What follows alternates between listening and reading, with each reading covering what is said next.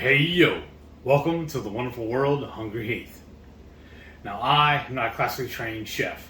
What I am is a self-taught home cook. I have studied under several television chefs. I have a PhD from YouTube University and a black belt in Google Food. I love to cook. The only thing I love more than cooking is my wife, the sensational Shelly eats steak. Together, every Friday night, we host what we like to call the Friday Night Feast. This happens, like I said, every Friday, 6:30 Central. We'll cook up an entree, maybe a couple little snacks, show you all how to do it. Then we'll just sit around and just shoot the breeze with all of our friends in the Hungry Horde. We have a blast every time we do these. Sometimes it'll last an hour, sometimes it'll last 4 hours. Depends on which one of y'all show up and how much y'all want to chat with us. And what all we got going on. Yeah. We have a blast, like I said, every time. We look forward to them, honestly, every week. But that ain't why we're here today. Why are we here? The sensational Shelly wants to do a sweet dish. So anytime that happens, I always have her come take over. Yeah. So why don't you show them what we're doing? So, Halloween's coming up. It's my favorite holiday of the whole year. But you know what? At this time of year, I see everybody posting all their Halloween treats, and I get a little FOMO, right? I'm like, I'm missing out on all these wonderful treats. There's not a whole lot of there's keto options, right?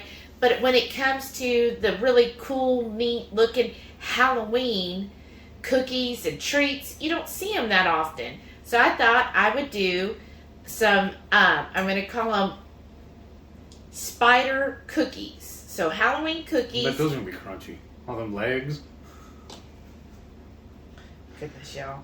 They're going to be dark chocolate. Special dark is the kind I've got. Or if you have the black cocoa, get that. So you want dark cocoa cookies. And then I'm going to use some cream cheese, a little heavy cream. I don't have the heavy cream out because I don't want it to get hot.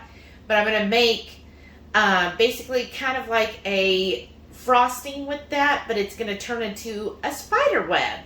So what you're going to need is, of course, a couple eggs, some cream cheese. Any cream cheese will do. This was on sale at Sprouts, so I wanted to try it. I'm always open to trying new cream cheeses.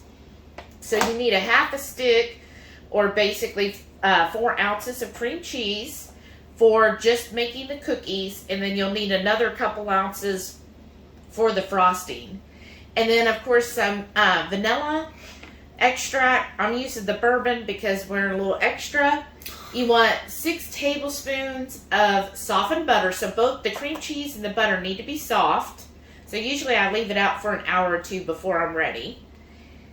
And then you'll need some cocoa powder, and I'm using the Special Dark, this super clean. Make sure you get the unsweetened. Some baking powder to help fluff them up. And then pork rinds. This is my flour. That's what I like to use for any flour. So instead of almond flour or anything, I use pork rinds. And then I was like, since I'm all in the mood for Halloween, I'm going to use R2-D2. You're supposed to do this out. Yeah. He's going to help me cook everything. This is actually a measuring device. So this is the measuring cups, and on the side are the measuring spoons. So I thought I'd let him help me today and get this all made up. So I'll show you how to do it. This is going to be good. I can't wait. So I'm going to start off using my mixer to help blend everything together. So I've got my paddle on, and look, y'all, I've got to show you this. Know if you can see it too well. Yeah, so it's got the cauldron. I found these stickers on Amazon, and it says Potions Master, and you kind of decorate your KitchenAid mixer. Isn't that the most adorable thing? Anyhow, back to business. So you want 6 tablespoons of butter. And again, everything should be softened and ready to go. So these are really soft. So 1, 2. Okay. So basically I'm saving 2 of the tablespoons. And, come on. There it goes. We'll save that for another treat. Oops. Okay, and then for the cream cheese, this is 8 ounces, just like a brick, so you want half of that, so about 4 ounces. Now you can be really particular and weigh everything out. I'm just gonna make at half and scoop this out. Oops, sorry y'all. That's what you want though, real soft like that. And this brand, I saw it at my local Sprouts. So it's called Green Valley Organic Cream Cheese. So what I liked about this, here's the macros on it. And that's per 2 tablespoons, so it says only 1 gram of sugar or carbs. And then there's the ingredients. So really clean ingredients on there. It says organic pasteurized cultured cream, lactose enzyme, sea salt, live and active cultures, and that's it. So no gums or anything added to this. So I was like, well, I'm going to give it a try. And then another thing, if you went to Keto by Autumn, she gave these samples. So this is the Swerve Sugar, and then there's this New Naturals. Now the purple one does have maltodextrin, but this one that's kind of the yellow packet, it just has on here organic erythritol, stevia, and monk fruit blend. So use any sweetener you want, or you don't have to use a sweetener. Oftentimes I do find cream cheese to be sweet enough, but I'm going to use one of these packets of the Swerve. Just kind of drizzle that over all of that. A little bit comes out. There we go. But whatever sweetener you want, again, it's all up to you. There we go. It's kind of like stuck in there. Alright. And then I'm just going to basically get this mixed all together. There we go. Kind of like a low to medium to whisk it all together. So I'm going to turn that to the lowest setting. It looks like everything's well combined. It really has that like creamy texture, just what I want. And then I'm going to add a teaspoon of my vanilla. Pour that in there. And now I actually messed up. I should have done dry first. I'm going to do a teaspoon of the baking powder. This is a little half teaspoon, so I'm doing 2. That's why. Did you all know that? I was, I don't know, a few years ago when I realized on a baking soda cans they have a lip here, and that's so when you put your spoon in here like that, it helps level the spoon off. Isn't that a cool trick? It's like one of those hacks you learn, on TikTok. Alright. Put that in here. Getting that as well combined. And the baking powder is just going to allow it to kind of fluff up. And then you want 2 eggs. I use 2 large eggs. I like the happy eggs the best. Get that mixed in there.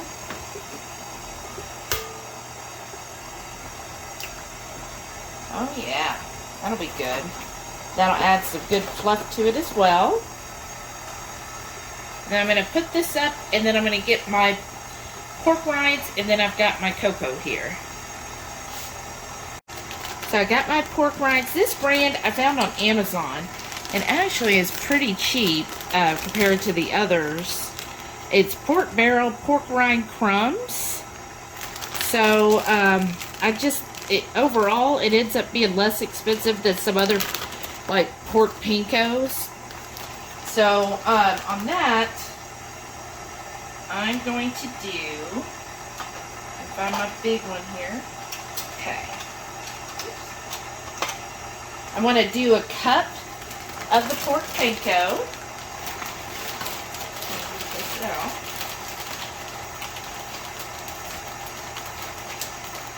There we go. And just, oops. Let me try this.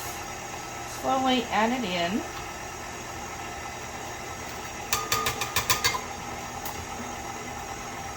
Some of it's filled out. Alright, that should start kind of clumping together. Get my crumbs everywhere. Okay, and then to make these like a nice chocolate dark color, which is going to really make the webbing pop.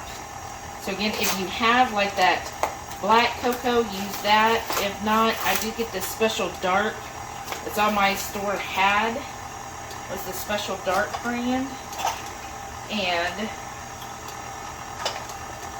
this out. Okay. Okay, I'm just looking at the first time I really used these. Alright. So the little arm is 1/3 of a tablespoon, so I know I'm going to need at least a tablespoon. I'm just going to start adding that in there. Okay, that's 1 tablespoon.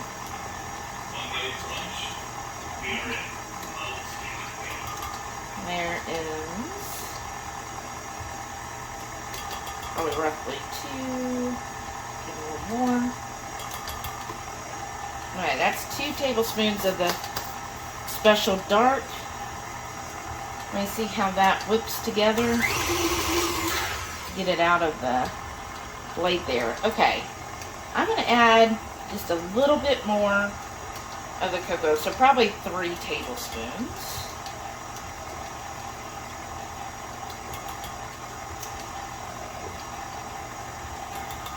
Yeah. That gives a nice punch there. Yeah, that looks great, y'all. So let me show you. Now let me speed this up to get it out.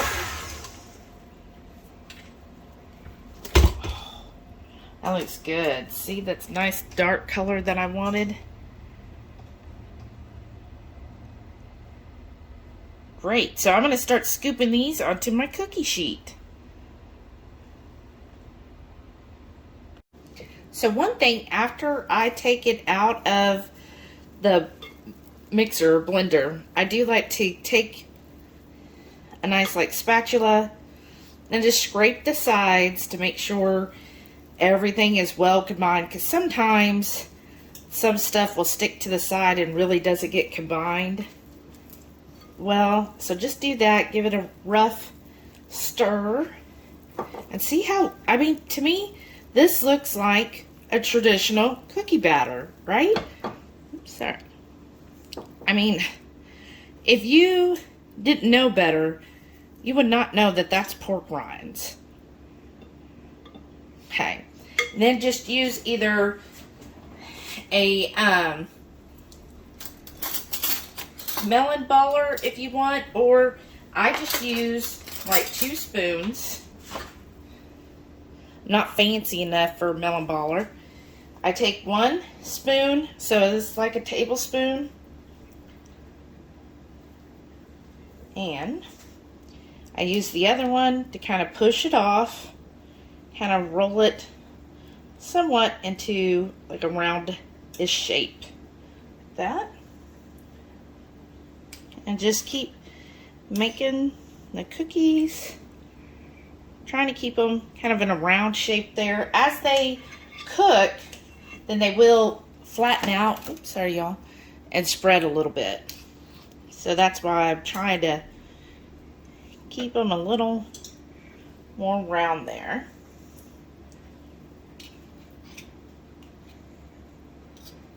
All right. And I'm just going to keep doing this. till I've got all my batter used. Now I always like to kind of, oops, that was a little much on that one. And on the next row, I do it like in between the other two. Now this cookie sheet is very well greased. If not, use either a silicone mat or grease your cookie sheet. For some reason, this cookie sheet always stays very well greased for everything. There. Ooh, that looks good. So I've got all the cookies out. I have 13 cookies. I have a baker's dozen, y'all. I planned that, of course.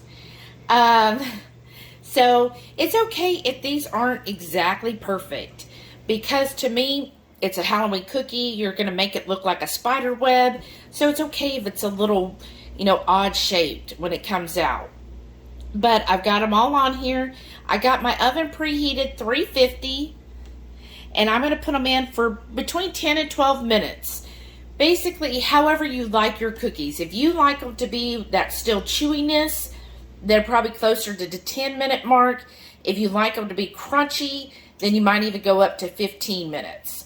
But I'm going to roughly do it between 10 and 12. I'll check on them at 10 and see how they are. I know, eat more bacon, but today we're having cookies. So it's actually been, I checked on them at 10 minutes. Oh, sorry about that. The 10-minute mark, I thought, well, they could use another minute.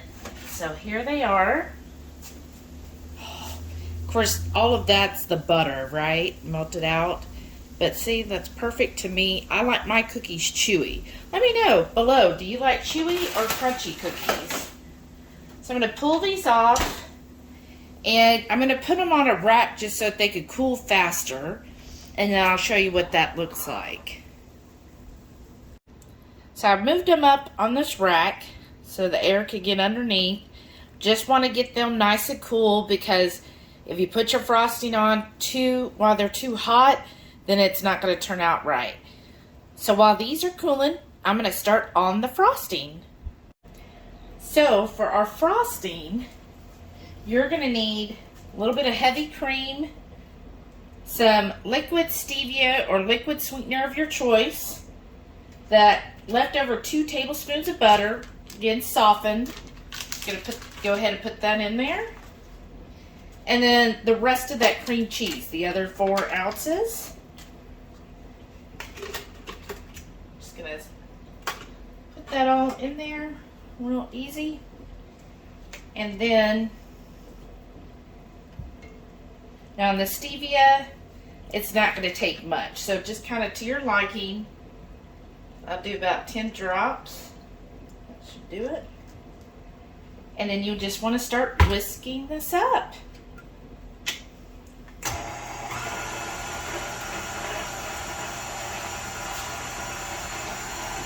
Now while it's whisking, when it's nice, it has some peaks in it.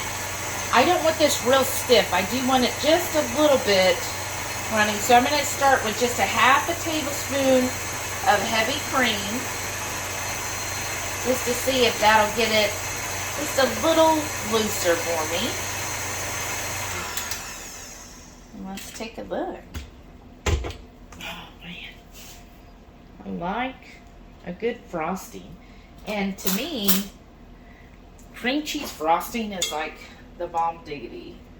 Okay. So what did they say? That's like the Dairy Queen test. So I want it just a little more loose. Okay, so turn it back on. And do another half tablespoon.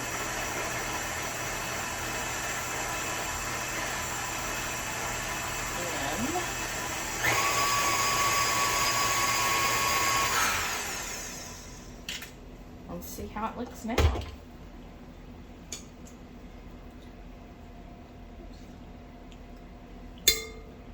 Yeah, that's a little bit better. I think that's good. So a total of 1 tablespoon. Yeah, that's what I want. Okay, good. So my cookies should start to be cool in just a couple of more minutes, and then I can start frosting these and show you how we get a spider web. Y'all might notice that there's 12 cookies now. That's because the Cookie Monster came and apparently took one of them. So what you need for decorating the cookies. These are now cool enough. So I'm going to start decorating. This is what I did. If you don't have the funds, like, because I looked this up to get frosty bags and stuff, and it would have cost $10. I was like, well, that seems expensive. I actually have some tips. So I got the smallest little round tip, and I just got a plastic bag, just a Ziploc bag, just a little lunch size one. I cut just the tip off, and I pushed the frosty tip in there, and then I put all of that frosting in here, and then you just kind of squeeze the top of the bag in order to, you know, get all of that frosting out. That's what I did. Or of course, if you have a fancy schmancy frosting kit, then, you know, go ahead and do that. But, you know, we like to do things on a budget. So just twisting this up. Sorry, y'all. So I can do that, and I'm going to show you 2 ways to do the cookies. So this first way, you're going to put kind of a dollop in the middle, and then with the steady hand, steady flow of this, you're going to circle around. You're basically going to do 3 to 4 total lines here, like that. Okay, and then what you do is you get a toothpick, you go in the center, oops, and kind of pull it out like that. And it should, oops, spread out here.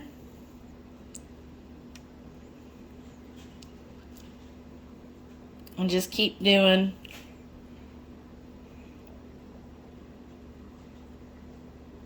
till you get all of them done. Sort of like that, right? Sort of looks like a web. Not my favorite kind, but it's there.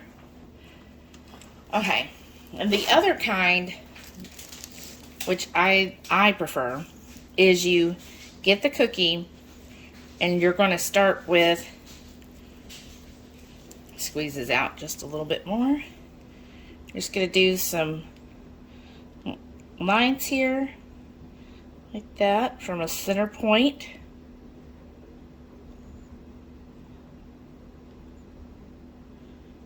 That was a little thick. And then you just kind of like draw a little line here, kind of like a circle there.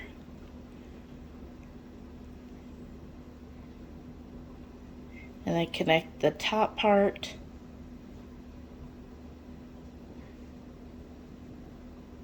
Ah.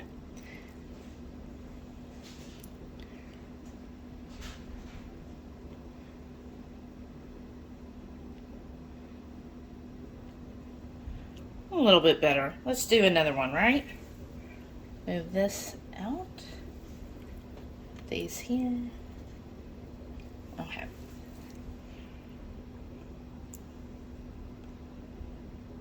There we go.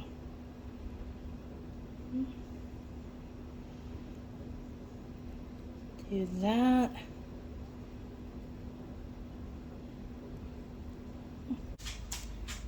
Alright, y'all. Had to break for a minute because my bag started leaking.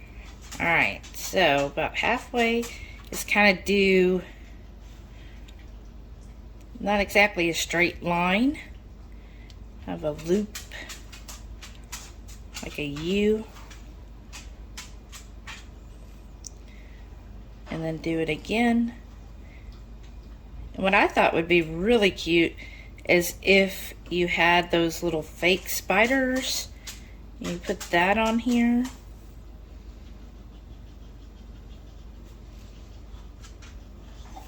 There, that one turned out better. There's that. And then I'm just going to keep decorating these. So I'll show you how I did the first one. Put a nice dollop. And then just put it like a circle around. Now this one I find works better if you have... Ooh, shoot. That one really came out. If you have more of a liquid frosting. Let me try that again.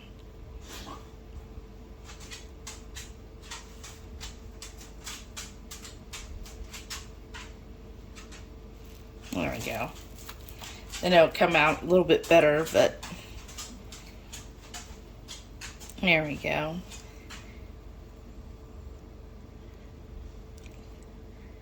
This one's not as pretty because it decided to come out a lot there, but you know, just kind of correct it.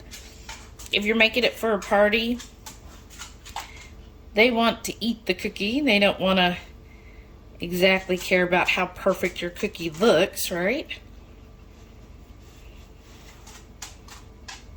Oops.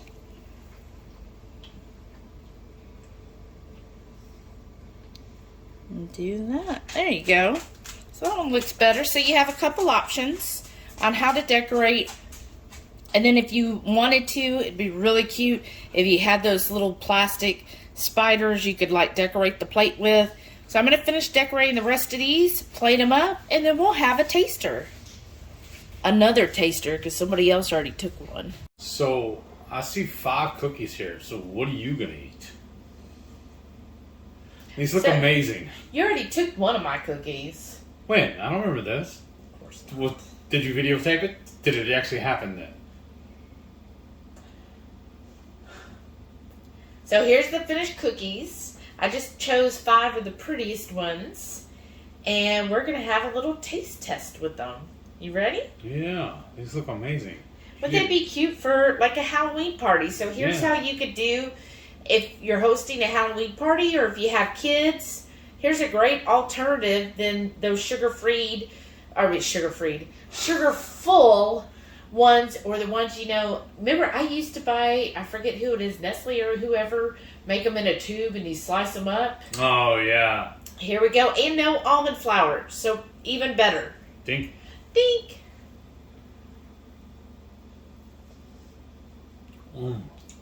It's moist.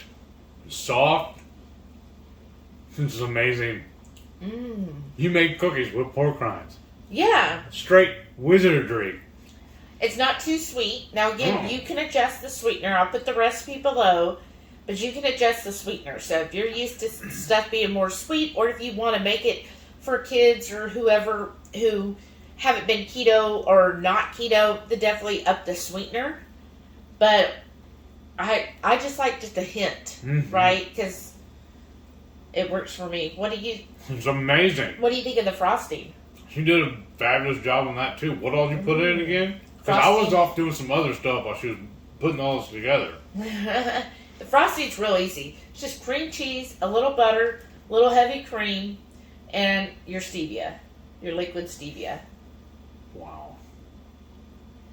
Unbelievable. They are moist.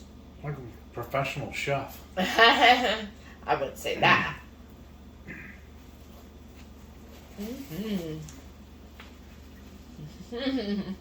You had the all body shivers?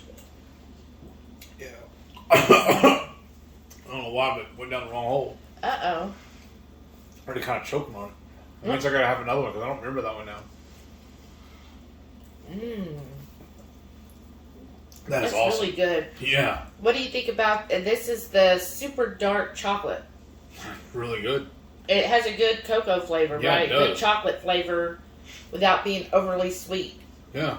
So I love it. I think it tastes like a store-bought cookie. Really? Yeah, you nailed it. Wow. It's definitely got that nice, you know, if you like a chewy cookie, it's got that consistency where it's moist on the inside, still a little, you know, soft right there. Because I used to take those the big packages of cookies, and I would microwave them so that I could get them as soft as this is right here. Wow.